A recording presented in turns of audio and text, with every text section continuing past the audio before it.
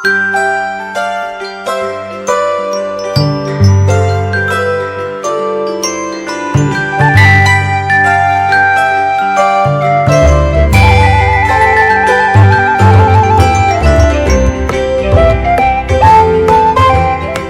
GPIB yang dikasihi oleh Tuhan Yesus Kristus, kita bertemu kembali dalam siaran Morning Call Gereja Protestan di Indonesia bagian Barat bersama saya Pendeta Leviandi Kembuan.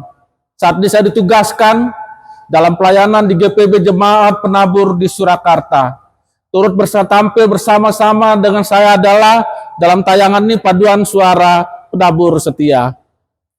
Dalam tayangan episode ini, segenap pengelola Morning Call dan juga Night Call GPIB, segenap fungsionaris Majelis Sinode GPIB, terlebih lagi segenap jemaat Gereja Protestan di Indonesia bagian Barat, patut bersyukur kepada Tuhan Yesus Kristus, Sang Kepala Gereja, yang telah mempercayakan kepada kita semua tugas pengutusan untuk bersaksi, menyampaikan kasih dan damai sejahtera Allah melalui tayangan Morning Call dan Night Call di kanal YouTube GPIB Indonesia.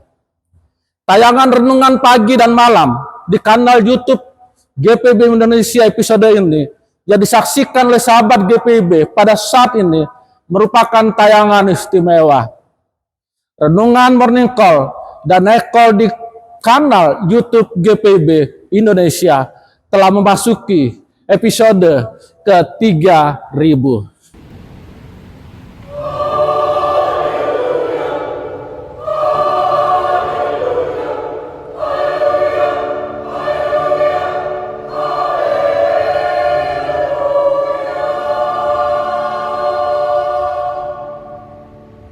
Sebelum kita bersama-sama membaca Alkitab, marilah kita satu di dalam doa. Kita berdoa. Tuhan Allah sumber kehidupan, kami mengucap syukur atas penyertaan Tuhan dalam seluruh hidup kami. Di tengah-tengah aktivitas kami, Tuhan hadir menyertai kami dengan kekuatan dan hikmat-Mu yang memberdayakan kami semua. Terpujilah Tuhan. Pada saat ini dengan segala kerendahan hati, kami memohon kasih dan hikmat-Mu yang dinyatakan melalui pembacaan dan perenungan firman Tuhan. Oleh karena itu juga kami memohon Roh Kudus menyertai kami, memberikan pengertian, membimbing kami, dan memampukan kami menghayati firman Tuhan dalam tindakan, kata, pikiran kami dalam keseharian. Dalam nama Tuhan Yesus Kristus kami berdoa. Amin. Pembacaan Alkitab pada saat ini diambil dari kitab Perjanjian Lama, yaitu dari Amsal pasal 22 ayat 22 dan pada ayatnya yang ke-23.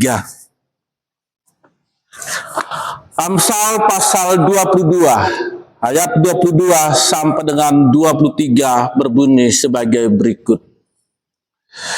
Janganlah merampasi orang lemah karena ia lemah, dan janganlah menginjak-injak orang miskin di pintu gerbang, sebab Tuhan membela perkara mereka dan mengambil nyawa dari orang yang merampasi mereka.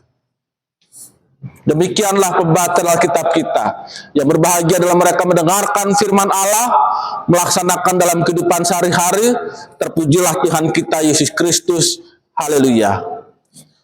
Sahabat GPIB yang dikasihi oleh Tuhan Yesus Kristus, pada masa lalu di kota-kota di Israel yang dikelilingi oleh tembok pertahanan, benteng, pintu keluar masuk pada tembok-tembok tersebut menjadi tempat bagi orang melaksanakan aktivitas kegiatan, menjadi pusat keramaian.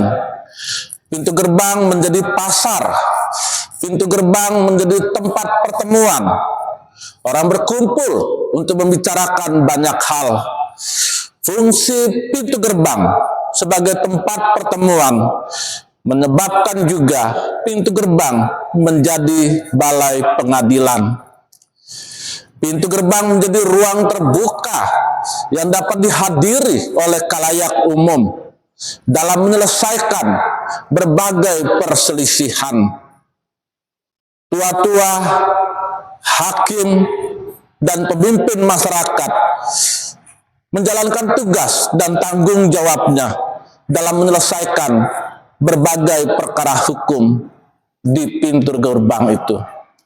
Sahabat GPB dikasih oleh Tuhan Yesus Kristus, fungsi pintu gerbang sebagai balai pengadilan diangkat dalam Amsal pasal 22 ayat 22 dan 23. Janganlah merampasi orang lemah karena lemah, dan janganlah menginjak-injak orang miskin di pintu gerbang.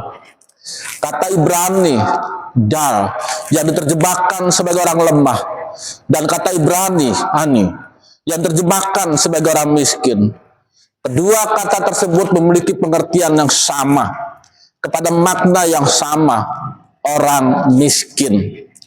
Yang membedakan dari kedua kata tersebut adalah yang satu merujuk pada penderitaan akibat penindasan yang dialami oleh orang-orang miskin. Sedangkan yang lain merujuk pada kekurangan secara materi, status sosial yang rendah, dan berbagai kekurangan yang dialami. Ayat 22 memberikan perintah yang tegas kepada kita semua tentang pemberlakuan keadilan yang berpihak kepada orang-orang yang mengalami ketidakadilan, orang-orang miskin yang mengalami penindasan dan yang direndahkan, dianggap rendah dalam masyarakat. Sehingga ayat 22 sesungguhnya juga mengangkat sebuah kondisi yang kejam yang menjadi tontonan khalayak umum pada saat itu di pintu gerbang. Orang yang sudah miskin, lalu apa yang dipunyainya dirampas. Sebab Tuhan membela perkara mereka dan mengambil nyawa orang yang merampasi mereka. Demikianlah bunyinya dalam ayatnya yang ke-23. Ayat 23 menjadi peringatan yang kuat bahwa pelanggaran terhadap keadilan bukan hanya masalah sosial, tetapi juga merupakan perlawanan terhadap Allah. Ayat 23 memuat keberpihakan Allah terhadap korban ketidakadilan. Sebuah sikap keberpihakan yang diikuti dengan kemurkaan yang mendatangkan hukuman yang mengerikan. Amsal 22 ayat 22 sampai dengan 23 menjadi nasihat yang mengingatkan kita semua untuk memberlakukan keadilan, memberikan perhatian kepada semua orang yang mengalami penindasan hak, semua orang yang direndahkan, semua orang yang mengalami kelemahan secara fisik. Sahabat GPB yang dikasih oleh Tuhan Yesus Kristus, segenap warga gereja, setiap orang yang mengasihi Kristus dipanggil untuk memberlakukan kehidupan berkeadilan dan membela setiap orang yang mengalami penindasan.